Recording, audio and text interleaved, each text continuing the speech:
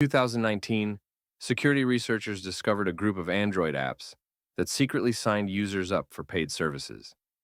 By the time anyone realized what was happening, these apps had already been downloaded more than 4.2 million times. That's the real danger of modern apps. When you install one, you're not just adding software, you're opening a door into your personal life. Some apps look harmless, some even look useful. But once they're inside your phone, their true purpose becomes clear. Today, we're looking at some of the creepiest apps ever made. Some were banned, others are still online, and all of them show how a simple download can cross the line from harmless to unsettling. Girls Around Me, the Stalker app. The first app on our list is Girls Around Me. It turned your neighborhood into a map of nearby women who never agreed to be shown. The app used your GPS location. Then it scraped public data from Facebook and Foursquare. Within seconds, your screen filled with photos of women pinned on Google Maps. Tap a face, and you could see her name, her profile pictures, and her Facebook account. And none of the women shown had any idea this was happening. The app's website didn't hide what it was for. It advertised itself as a tool to find hot girls near you and make contact instantly. This wasn't a dating app. It was a tracking tool packaged as entertainment. The backlash was huge. News outlets called it dangerous. Women said it made them feel unsafe. Eventually, Foursquare cut off the app's access to their data. And in 2012, Girls Around Me was removed from the App Store. But it taught us something important. You don't need to hack people to invade their privacy. You only need the information they make public without realizing it. With Me, Selfies with the Dead. Next is an app that shocked almost everyone who saw it. It's called With Me, and it lets users take selfies with people who have already passed away.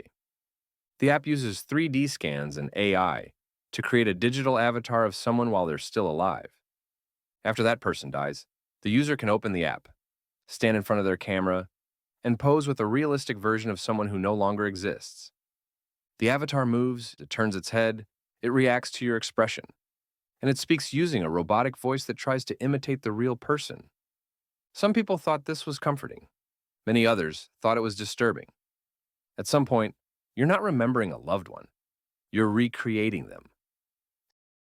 Situationist, real-world encounters with strangers. Situationists promised to make life more exciting. But the way it worked created serious risks. You uploaded a photo of yourself. Then you chose a list of situations you wanted to happen. Things like high five me, tell me I'm beautiful, or ask for my autograph. Whenever another situationist user was nearby, the app sent that person your photo, your location, and one of your chosen tasks. Their job was to find you, perform the action, and walk away. Fun in theory. Terrifying in reality.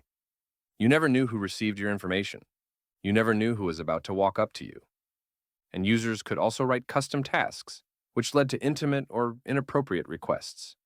There were no safety checks, no filters, and no protection if the wrong person approached you. It showed how dangerous real-time location sharing can be when strangers are involved. The Ouija app. When a game goes too far. In 2015 in Peru, a group of teenagers downloaded a digital Ouija board app. At first, it was just a game. But one girl, Patricia, suddenly became sick. She went home. Her condition got worse.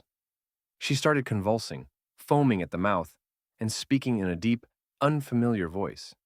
When medics arrived, she shouted disturbing phrases as several people struggled to hold her down.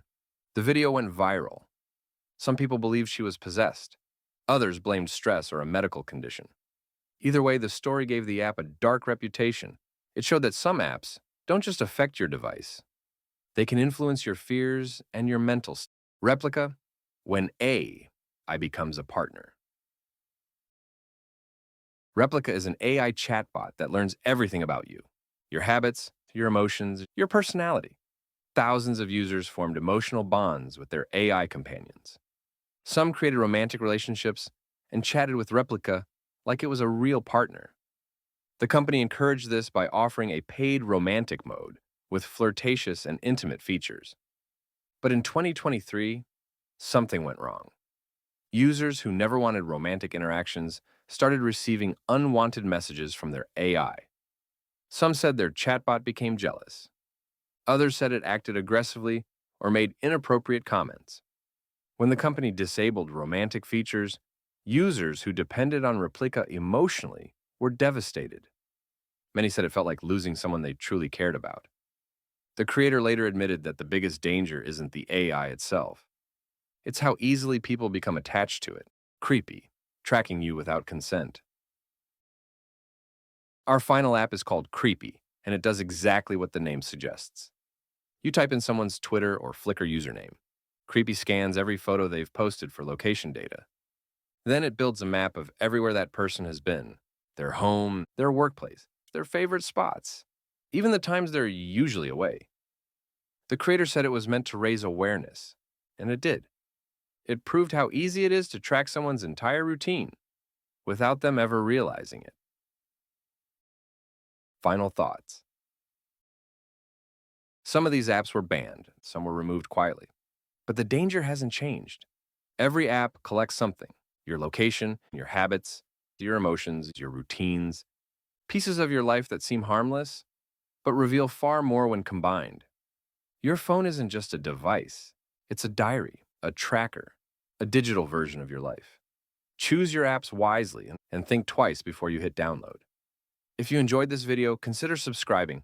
Thanks for watching, and I'll see you in the next one.